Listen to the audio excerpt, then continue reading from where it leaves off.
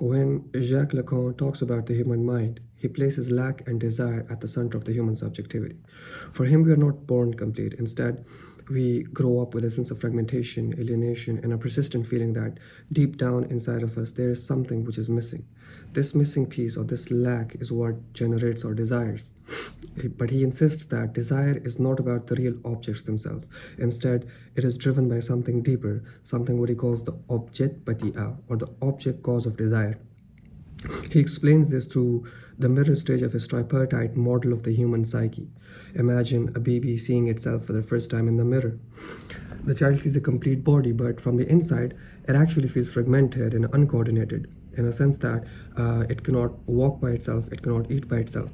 So this mirror image promises wholeness, but it's only an illusion. This illusion of completeness and unity, it creates a gap from the early childhood, a sense of lack that never disappears, and it haunts us for the rest of our lives. And it is out of this lack that our desires are born. So, but again, Lacan says that desire is not driven by the object itself, rather by something deeper, something what he calls the object petit, the object cause of desire, which is not the real object, but the special elusive qualities that we unconsciously attach to make something desirable. It is actually this elusive quality or this spark which makes an object the object of our desire. For instance, when we desire someone, it's not actually the whole person that we desire. Rather, it's usually something small but unique about them that make them feel so special to us. It could be their smile, not just any smile, but the way they smile. It could be the color of their eyes, the tone of their voice, maybe a tiny mole on their face, or even small gestures like the way they laugh at something. These little details, they act like the spark which make them stand out. And this spark or this elusive quality, or the object petit for that matter, it feels like it holds that missing piece we've always been looking for. But whenever we try to grasp it, it slips away.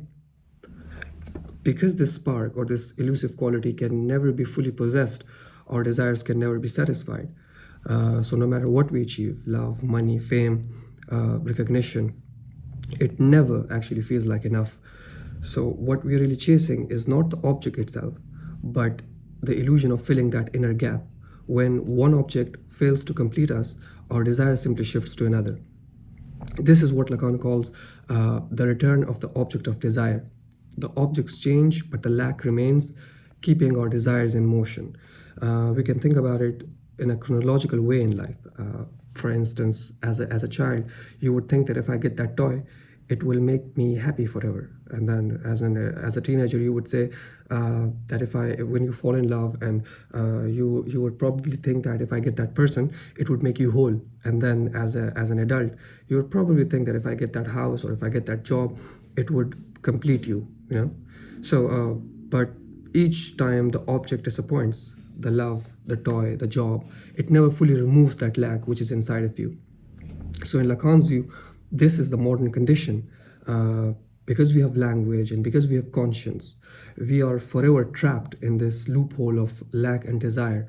And we are beings who chase the objects of our desire all our lives, only to discover that what we truly seek is just out of our reach.